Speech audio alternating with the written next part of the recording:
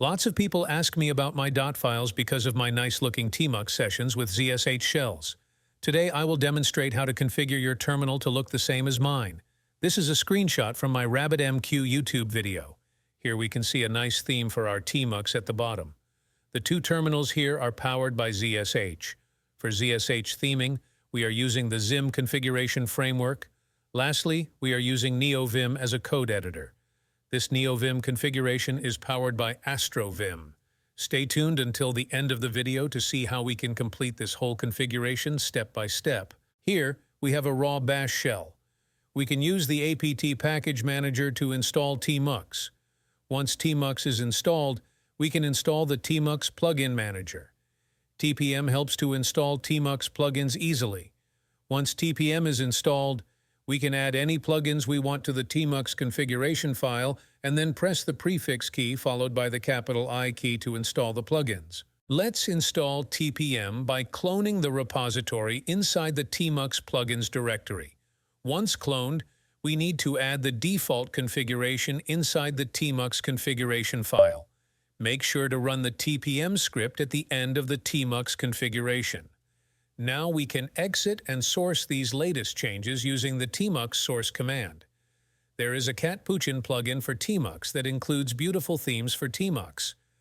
We can install this plugin using TPM by adding one line inside the Tmux configuration file. Let's open the Tmux configuration file and add this line.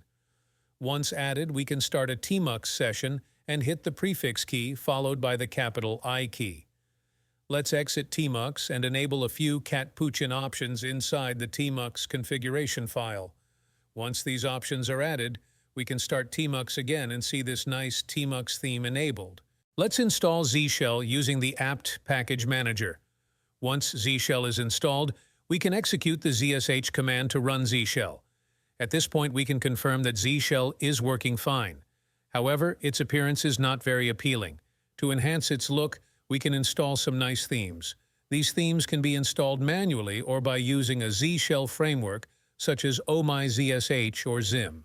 ZIM is a ZSH configuration framework known for its blazing speed and modular extension capabilities. It offers features such as predictive suggestions, syntax highlighting, and a collection of commonly used Z-Shell modules. We can install it using a single command available on the website. Let's copy this curl command and paste it into the terminal to install ZIM. We can observe the modules being installed. ZIM comes with numerous community-maintained ZSH modules in different categories like behavior, productivity, and prompt enhancement. After installing ZIM, we need to restart our terminal. Upon restarting, we'll notice that ZIM has configured a default theme for us. Before we change our theme, let's change the default shell for the current user. We can use the change shell command for this purpose. Now, let's print the contents of the password file to verify whether the shell has been changed. We can see that the shell for this user has indeed been changed.